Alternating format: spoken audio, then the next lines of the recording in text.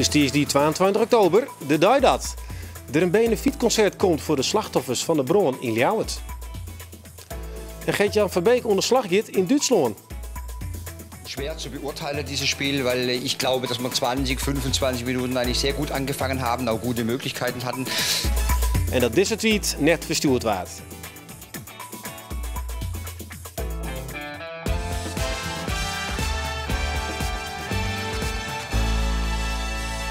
Goejoen en welkom bij Bient. Bij Joen een les voor al die jongeren die thuis zitten zonder baan. Marianne Reitsma regelde zelfs een baan, maar die het echt voor 180 oren. En verder binnen we bij de Huiskamerconcerten en dit keer komt hij van Doere Bleker. Heilig al een week wat, op kamer 108. Nou, we zeiden uit de regie, dokter, dat is toch een pracht. Ik joet hebben toe de nasleep van de Gruttebron in Ljouwert. Huisgenoten van de omkom Itzert Otte beweerden in de media dat het gebouw net bronveilig was. Ze zeiden dat ze een dossier online hadden, maar klachten. En ook zouden ze dat de verhuurder wie verder maar geregeld erop wiest hebben dat er brongevaarlijke situaties wien. Waskogings deed hij dan vervolgens, nevens harden, neert mordieën. Bij ons reageert verder maar voor het eerst op die beschuldigings. In mijn pand, daar zat een huurder en die is slachtoffer geworden. Of het in mijn pand gebeurd is, dat is zelfs nog niet zeker. Want er is sterk vermoeden dat hij in een ander pand bevonden is. Maar dat terzijde. Het gaat om die jongen. En die jongen was mijn huurder. En ik was daar verantwoordelijk voor. Ik heb contact bezocht met Maaike de Jong, een van jouw huurders. Die dus zei dat er een dossier online is en dat er vaker klaag is hoe die brandveilig is. Ik heb een vriend onder de telefoon gekregen die dat ik bevestigd. Waarom denk je dat ze toch dit zei? Ik weet het niet. Ik heb geen idee. Ik heb geen idee. Er staat in het Algemeen Dagblad een vreselijke kop waarin staat dat ik zelfs verantwoordelijk ben voor de brand waar die ontstaan is. Die is dus 4 panden naast ons ontstaan. Ja, dat is al absurd. Hoe kan ik nou verantwoordelijk zijn van een brand die ergens anders ontstaat? Maar ze zeggen dat er een dossier is. Ik wil het graag zien. Als het er zou zijn, dan ben ik hartstikke gek zeker aan het worden. Maar ik heb nooit wat weggegooid. En ik heb het vanmorgen allemaal minutieus op de naam opgezocht. Ik krijg een aantal mails, maar er zit niks over veiligheid. Ze hebben er met mij echt met de hand op hun hart nooit over gesproken. Ik begrijp het niet. Wat kan jou zeggen hoe de veiligers in jouw appartementencomplex boven de winkel? Nou, als je binnenkomt, dan heb je een halletje, een soort vestibule. Daar zit in een trap in 4 delen, 5 treden, een bordesje, 5 treden, een bordesje. Dan kom je op de eerste gang. In de eerste gang daar zitten 2 deuren. Eén van het appartement van Itzhard en één van het appartement van het meisje, van de jongen die voorwoont. Er zijn dus 2 deuren in die gang, dus geen meerdere gangen of gangetjes of wat dan ook. En dan ga je een trap omhoog. Ja, je moet een trap hebben, anders kun je het omhoog komen op de 2e verdieping. En dan heb je weer 2 plekken waar zeg maar een deur is. En dat is de deur van de voorkamer, appartement en een deur van het achterappartement. Via het daklicht kan men via het dak op verschillende plaatsen de vluchtroute betreden. En via beneden de trappenhal, brandwerend materiaal, die is eigenlijk altijd intact. En het blijkt ook wel, want de brandtrap, of de trap waar ik het over heb, die is nog gewoon intact. De wandjes zelfs, in het halletje waar de trap begint, vlak bij de voordeur. Want die deur stond open en we konden er naar binnen kijken. Daar zie je ook dat, dat het eigenlijk gewoon schoon is, om het zo maar te zeggen. Geen brand is geweest. Om 6:10 was de brandweerder. Tussen 6:10 en 6:30 hebben ze gezegd, de panden zijn schoon. 4 minuten over 5:30 belt het slachtoffer dat hij ergens niet vandaan kon komen. Hij zit achter een hek. Ik heb helemaal geen hekken in mijn pand. Ik zou niet eens weten waar een hek bij een ander is. Oh, sorry. En ze kunnen hem niet benaderen. En door de hevige hitte moesten ze zich terugtrekken. Dat is steeds ook door de brandweer gezegd. Maar bij ons was er geen vuur. En dat was echt, zeg maar, diagonaal, zeg maar, het pand op de kelders. Nou ja, ik heb niet een idee dat ik nou echt de maat kan zeggen. Maar dat is misschien wel 80 meter, misschien wel 100 meter zelfs, diagonaal op de andere kant. Dus ik had zoiets van, hoe kan dan om 4 minuten over 6:30 bij mij het zo warm zijn, dat het vuur zo heftig is, wat er dus niet is geweest, want je ziet niks, dat de brandweer zich daar moest terugtrekken. Maar ik wil er ook niet op vooruitlopen. Ik wil ook niet anderen de schuld geven, maar ik ben zo onmachtig. Ik voel me zo ontzettend tegen de muur aanstaan. En ik hoop van ganse harte dat deze nachtmerrie gauw is afgelopen. Maar ik wil echt besluiten en ik hoop dat jullie dat er niet uitknippen. Ik leef ontzettend mee met de ouders en met de familie van het slachtoffer. Dat is het allerbelangrijkste. De materiële schade komt wel goed. In Ljouwert studeren zo'n 18.000 studenten. Daarvan wen je er 5500 op kamers in de stad. Bij die studenten is het Nijs van de Bron het ongelkaam. Hoe veilig is Hardenhoes en kan zij er wel uitkomen als er een bron is? Roelof de Vries ging naar een studentenhuis en bezeert de situatie daar.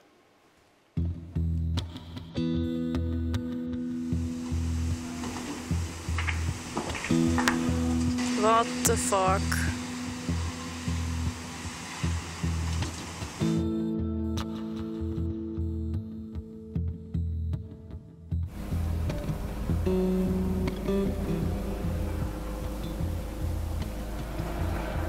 Ja, het wie een beetje onwerkelijk en het wie nog wat, ja, toch nog wat 4 voet. Maar aan de andere kant, ja, we konden hier de warmte wel vielen en ja, de meesten op stritten die winnen ik net helemaal niet mij. Dus ja, de viel is het wel.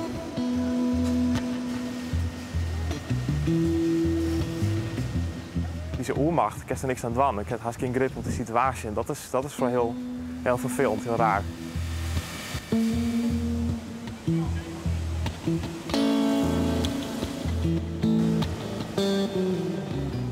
En ik was er iets van, shit, het komt wel dichterbij.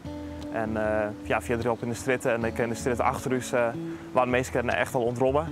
En zegt ik al dat de brandweer al probeerde om preventief maar orenhuizen al helemaal weer te maaien. Je net? Je nog krijgt net.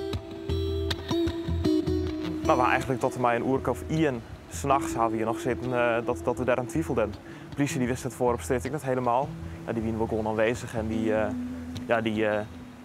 ran hier gewoon in de stritten in de brandweer, die staan hier gewoon in de stritten. Die zei van ja, we weten het net, er binnen wel mensen aan het uithelden. Dan was de brand via de git, ja, dan kunnen we hem wel ophelden. Dus ja, ik had voor de zekerheid hebben we gespeeld maar een beetje impact. Kijk, ik speel van een hoesgenoot had je de impact die op dat moment op vakantie weer. Ja, maar om zeker te weten dat we allebei, allemaal wel veilig fit komen koen letten.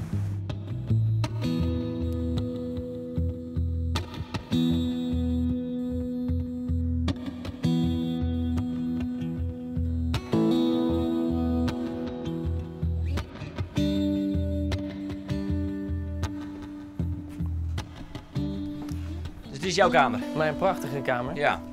Vooraan de straat, dus dat lijkt me het meest veilig dan? Dat lijkt me inderdaad wel het veiligste, ja. Ja. Mijn ramen kunnen allebei open. En ik heb sinds vanochtend een hele brandladder gekregen. Oké, die heeft de huismeester langsgebracht. Die heeft hij gegeven, ja. Speciaal dus ook, nou ja, eigenlijk wel vanwege wat er naar aanleiding van de brand, ja. En hij dacht, dat is misschien wel zo veilig. En omdat die jongen boven mij wel een ladder heeft en ik niet. En springen is toch misschien net iets te hoog, dachten we van nou, misschien het beste om een ladder te gebruiken. Ja, dan moet je eigenlijk deze al naar buiten toe en dan...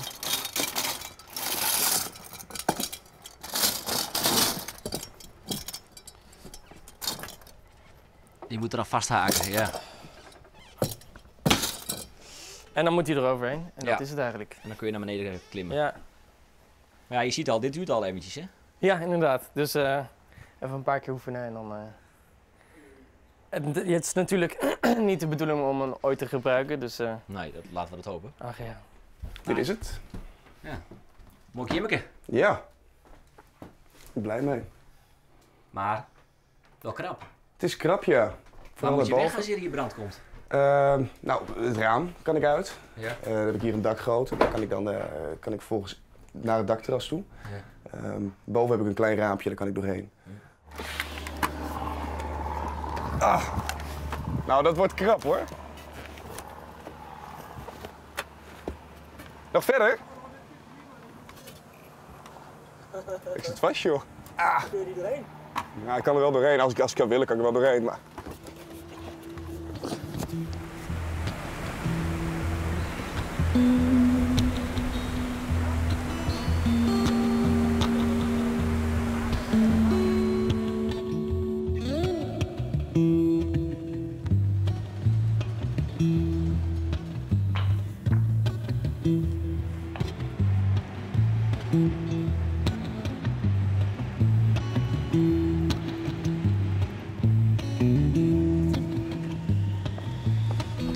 Is er nou het gevoel van dit hier mij of us ik hoe kom ik in? Nou, dat weet eigenlijk best wel. Ik bedoel, de hoes en hier staan ik ontzettend dicht op elkaar. Ik bedoel, de hoes en hier tussenin, ja, die zitten zelfs op elkaar vast. Dus ja, Er zijn weinig vluchtroutes. Dus, nou ja, ze binnen wel. Ze binnen wel, ik kan wel fit komen. Ja, het gaat gewoon heel snel. Ja, dat is best wel raar als dan dat soort berichten krijgt en dat er dan echt dingen gebeurt binnen en dat het ik uitbreidt. Dus ik kreeg berichten terug dat het echt oerslijm wie op best wel volle hoesen. Dus ja, nou, het was zoiets van, nou shit, dit wil ik toch eigenlijk met mij hier thuis.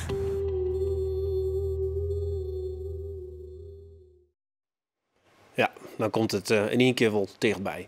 Aanstiert twee vrouwen die de street omgaan de jeugdwerklees ziet. En nou heel wat roos, want het zul je net ontgien wezen bij ons bij de omroep, ik net op de radio. Want het is de Frieske Muziekwieken. Op commardel.nl kun je opjaan om een huiskamerconcert te winnen van een Frieske artiest. Van de morgen doe de Bleker op paard en verraste zijn fans. Ja, de Frieske Muziekwieken bij Omroep Friesland. Op de radio draait wel nog maar Frieske muziek. En kist ook weer stemmen voor de Frieske Top 100. En alle dagen geven we een paard met een Frieske artiest.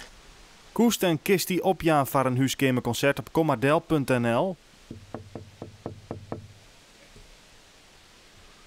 En we beginnen maar in Driesem. Bij de familie Ludema.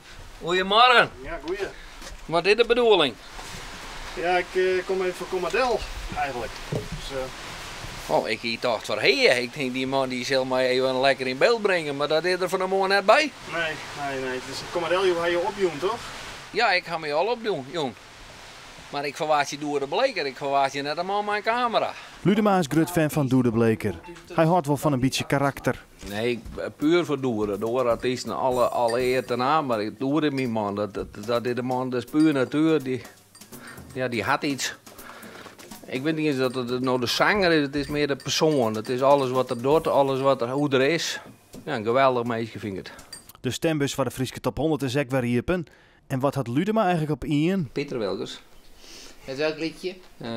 Paard waarom? Nee, terug. Nou, schijn uitkijken. Dat hoeft niet. Dat was het eerste plaatje wat ik net had op de radio na de geboorte van mijn zoon. Dit is van mij. Dit wordt nooit meer hobby. Had ik nou hobby jongen. Hij is net echt heel handig met die tablet, toch wel? Maar in elk geval, laten we het zo zeggen, hij heeft niet echt veel met ICT opgehaald. Nou, jij wel? Ja, ik wel.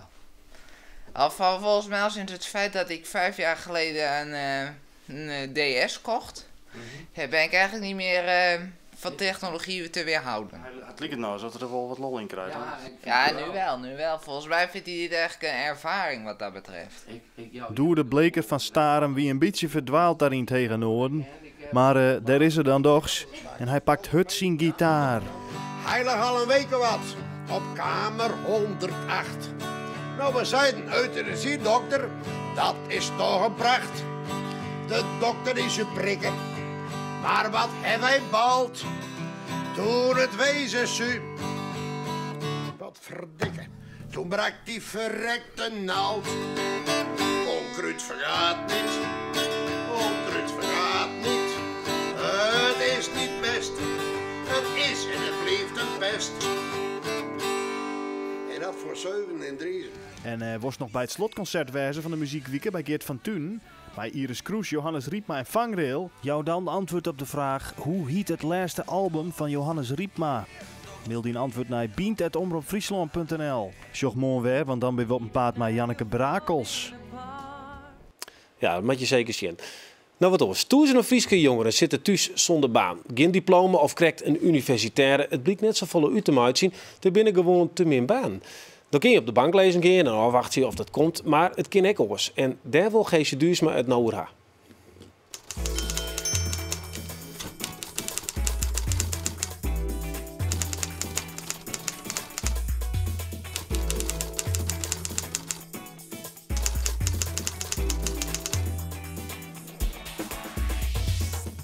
Weten we even weer wat ze is. En daar heeft ik een vrouw mooi naam. Ja. Kun je het even introduceren? Nou, wij hebben elkaar vorige week getroffen in de bus. Ja. Met minister Blok. Marianne Rijtsma, ja. welkom. Dank je. We zullen laatst nog even met jou praten, want je hebben elkaar net samen getroffen. Jeugdwerkleer ziet, daar gaan we het denk ik over. En Noordoost-Friesland, hoe het zit. Wat is die punt waar je het maatje vast? Nou, ik denk dat er een heel soort jongeren met een goede opleiding, eigenlijk zouden we die voor deze regio behouden moeten. En daar hebben vorige week meediend beide aan een debat met de minister over krimp en anticiperen. En ik zei van, nou, daar heb ik het even over hebben. Ja, verneemt u dat zelf in die eigen bedrijf als absoluut. Nou, ik ben zelf ook een voorbeeld. Dus ik heb eerst HEO in Lauwert. En toen dacht ik, ja, wat moet ik nou? Toen heb ik nog economie gestudeerd in Grains. En dan ben ik per toeval weer in Friesland rondkomen, maar dan zie ik wel via de voet lekker. Oké, maar daar is nooit stilzitten, is het altijd nog. Ik hou van het werk geweest, ja. We hebben in Joet hebben we er wel eens wat aan die, want het is een groot probleem. Er wordt ook een heel soort yield voor uitlutsen. Laten we even zien wat Joet er al een keer maken. De werkleerseizoen de jongeren neemt bota. Daarom komt de provincie in kwaad met een plan om de jeugd weer aan het werk te krijgen. December vliegenier ziet meer dan 4.000 jongeren zonder baan. Het hier de voorwind dat er haast 1000 minder. Vooral Friezen in de leeftijdsgroep van 23 tot 27 jaar had dreig om werk te vinden. In 2009 is het probleem ook al in de provincie geconstateerd en starten verschillende instanties de campagne Geen jongeren aan de kant in Friesland. Het actieplan hoopt uiteindelijk honderden jongeren aan een baan. Maar dat is verliezen eerst stopt. Als je kijkt Friesland breed hebben we toch zo'n 9700 jongeren weer op een baan kunnen krijgen. We hebben de nodige werkbanen kunnen creëren. Het zijn ook de nodige duizenden. En we hebben ook weer zo'n ruim 1000 jongeren hebben wij een stage kunnen aanbieden. En die stages zijn ook heel erg belangrijk. Want werkervaring is erg belangrijk als er straks weer een einde komt aan de crisis. Marianne, ik wil naar Dijta, want er zit hier omdat er is een voorbeeld, ik van Geesje, van een famke die denkt, nou, ik ben klaar met mijn studie, maar ik liet het er net bezitten, eigenlijk al vind ik net de baan. Vertel eens, wat gebeurde daar? Er is communicatie gestudeerd en toch? Solliciteren en je hebt geen werkervaring, dus je komt gewoon oeral op een grote stapel sollicitatiebrieven en je komt er heel erg tussen, dus horeca ben ik maar ingegaan. Om toch maar iets te doen. En onder het mom van, dan heb ik geld en dan kan ik terug solliciteren. Dan ging het net zo heel goed met dat bedrijf. Dus toch nog weer op stritten komen te staan. Ja, dan is je drijf wel echt heel groot, want dan mat je wel. Ik dacht... Ligt dat nog zoiets? Want de gongst is werkje om geld te hebben om via solliciteren te kunnen. Dat begrijp ik net heel nog. Ja, je kan steeds maar wel terug solliciteren. Maar je komt er net zomaar tussen. Dus toen dacht ik van, dan zit ik eerst gewoon bij de horeca en dan doe ik mijn ding wel. En ondertussen kan ik dan gewoon terug solliciteren. En als ik dan wel wat krijg, dan heb ik tenminste yield en dan kan ik gewoon teruggaan. En op wat voor baan solliciteren ze dan? Ja, echt communicatiefuncties bij de echte grote bedrijven. Dus, En wat zeggen ze dan? Vervolgens als of krijgt het die een antwoord? Ja, ik krijg een reactie van dat ik te weinig werkervaring heb. Dat is eigenlijk de grootste reden. Ja. Oké, dan toch stel van dan maar net stilzitten gaan. Dan hoor ik in, dat gaat dan failliet. Ja. Ja, en dan heb je dus niks meer. Dan heb je geen yield meer kon. Nee, dan is het. Toen zie ik echt van wat doe ik nou? Mijn bedrijf is echt heel groot, dus toen ben ik solliciteren op stagevacatures, gewoon voor eigenlijk studenten. Wil je dan afgestudeerd best? Ja, dus onder het mom van, geen gesprek maar in, want dan willen ze meestal wel mooi praten. En dan ben je in gesprek en dan zeggen ze van, daar is toch wel meer te bieden dan een stagiair, dus dan krijg je dus iets meer yield. Dus dat wie meer van investeren in jezelf. Dus in eerste instantie verdien je dan niet zo heel veel. Maar je kan wel werkervaring opdoen. Je kan je netwerk weer opbouwen. Dus onder dat mom heb ik het eigenlijk niet. Ja, maar toch is het nooit eens een keer toch van... wist wat, ik bleef lekker bij mijn ouders. En ik wil op een bank zitten en mijn vriendin de staat in. Nee, vind ik echt verschrikkelijk. Ik wil echt wat doen. En WW-teren, zo zeggen ze het dan wel eens. Dat vind ik echt verschrikkelijk. Dus, maar gebeurt het om die vrienden? Ik zie het wel gebeuren, ja. Wat is ervan? Ja, dat kijk ik net zo goed hoor. Zo is het echt, in ze? Soms. Ik probeer ze wel te stimuleren en te helpen. Van, misschien is dat wel, misschien is dat wel. Gewoon om ze te stimuleren. Ik uit mijn eigen ervaring natuurlijk. Hoe ze dat misschien op kunnen pakken. Ja. Dus dan doe je een stagetraject bij een bedrijf. En wat is er vervolgens uitkomen? Het is bij Kabel Noord en dan het maatschappelijke doel. Dus ik ga onderzoek dan naar de brain drain. En verkennen, dus met heel veel... Brain drain moest even uitlezen. Ja, dat is... in Noordoost-Friesland is het hoger opgeleiden, het aantal afgestudeerden, dat vertrekt er heel volle. Het gaat studeren in Leeuwarden en in Grains. Dus moest ik eigenlijk onderzoeken van wat vinden partijen ervan en dergelijke. En met daarbij de boodschap van misschien kind traineeplekken. Eigenlijk, wie ik er zelf het voorbeeld van, een oplossing bieden om ze toch die werkervaring op te laten dan. Ja. En dat uiteindelijk, Geesje, want 180 oren, die doen gewoon nou hetzelfde als jij. Ja. Wat vies ervan, van dit verhaal? Nou ja, geweldig. En wat ik mooi vind om te jaren is dat het trainee gebeuren, want dat wordt vaak via ik in het MKB heel goed ken. En dus nu wordt vaak hbo'ers, die gaan naar de grote bedrijven in Lauwert. Maar het MKB, dat is toch de kracht van de Friese economie. Daar ben ik plak voor hbo'ers. Ja. Ben je toch ook gerust op jezelf? Dat is er toch zo die in heeft? Nou, Ja, ik vind wel dat ik het goed heb aangepakt in ieder geval. Want je haalt gewoon alles eruit wat je kent. Je doet gewoon je best en meer keek naar het wan. En ik denk wel dat ik er alles heb uithalen wat ik eruit heb kunnen halen, ja. Nou, hij stoot dus een hbo-diploma. Maar we zien ook een heel soort dat mensen die... Of ze hebben geen diploma, die krijgen geen werk. Of ze hebben te heeg diploma, die krijgen geen werk. Ja. Dat is een bedrijf. Ja. Waar zou je er nou voor kiezen? Als je nou in kiezen koest universitair in de bezinning of in zonder diploma? Nou, dat is een moeilijke vraag. Hè, want dat is toch makkelijk in van de universitaire opleiding? Nou, dat is die kan goed rekenen. Absoluut, maar goed, in de horeca hebben we natuurlijk vooral handjes nodig. Maar ik zei kreeg van zien, als wij nog een hbo erbij krijgen, zo'n kinderen die voor mij een aantal dingen doet. We zijn bezig met Green Key certificering. We hebben toch een aardige ploegmeesterschap op de leerlijst. Dus personeelsmanagement, inkoop. Dat is wel genoeg ik voor op hbo-niveau. Ja, maar toch gebeurt het net, want het is een probleem in Friesland. Zij hebben dan verzwagen dat 180 oren, maar help van de provincie. Hè? Er is nou hoeveel inkomen? 4 miljoen of zo is er voor beschikbaar gesteld. Ja. Dat die toch echt zo'n trainingsschap krijgen en dan uiteindelijk trofwerkje. Ja. Wat is nou nevens de kaai voor jongeren die op de bank zitten of ouders die jongens en vrouwen op de bank zeggen van nou toe, beginnen ze van de gong? Nou ja, het is net een maakbare maatschappij. Zeg van nou ja, iemand die nou geen werk heeft, net een zijn best dient. Want er zijn natuurlijk een heel soort opleidingen. Ja, daar is je gewoon geen werk voor. Dus bijvoorbeeld de kaks die nou opgeleid worden, ja, die willen al in de sterrenzaak. Maar daar hebben we er maar een paar van in Friesland. Dus dan ga je fut af. Dus leiden wij te volle op voor steeds met de werkleer ziet? Nou, dat is nou wel wat ik in de krant stiet. Dus is het toch wel een beetje van, net om die opleiding, maar communicatie ben natuurlijk een heel soort van. Dus ik denk wel dat de verwachtingen die hbo-studenten hebben, misschien ik wel eens wat te hoog binnen. Van als je dan aan het werk gaat, ja, dan is het natuurlijk ben je net gelijk manager. En ben je net gelijk hoofdcommunicatie. Nee, maar dan krijgen we ook wel eens in Friesland het verwijt dat we net ambitieus genoeg binnen. Dat we het in de BSC's, nou misschien kist wel laten nemen, maar door mijn HAVO. Ja. Nou ja, daar ben ik het sowieso mee eens dat we vol ambitieuzer wezen moeten. Maar en ik kan natuurlijk ook altijd nog voor jezelf beginnen. Hè? Want ondernemen is natuurlijk het leukste wat er is. Ja. Nou, dan wil ik even naar Dijta en naar die vrienden. Want die zeggen nou, Ondijde krijgt een baan uiteindelijk bij de gemeente Dantumdeel. Ja. Totdat het altijd nog een gong Westhaast, contacten, nou neem maar op. Ja. Wat zeggen ze die ervan? Ja, super mooi gewoon. En ik goed als het Sahest ompakt. Dus de reacties zijn echt heel positief. Je ziet dat het gewoon heel erg leeft. Als je het alleen nog al op een heel simpel voorbeeld, je zet het op Facebook, ja, dan heb je gewoon samen 150 likes en reacties. Omdat je gewoon, iedereen die weet dat het gewoon een probleem is en dat het heel lastig is om er rond te komen. Dus dan is het al extra dat ze zeggen van, goh, wat knap dat ze dat toch voor elkaar eens krijgen. Ja. Oké, nou ik vind het een mooi verhaal van mij. Succes met die baan. Geesje, was er nog wat aan het tijdje? Want dan zou ik hele jonge nagedacht hoe dit. Ik heb een hele jonge nagedacht. Ik vind het heel inspirerend. En ik denk dat vooral ik de provincie net via met dat MKB ik prima HBO's aan het werken ken. Dus net alleen maar de focus. En wat moet ze dan doen? Vreeg ze dan weer om geld? Ja, dat moet geld is.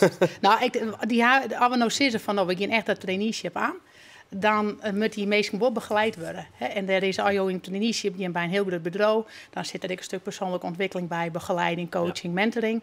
Nou, dat moet dan wel diend worden. Want dat kun je net al van de MKB verwachten, dat ze dat ook al nog erbij doen.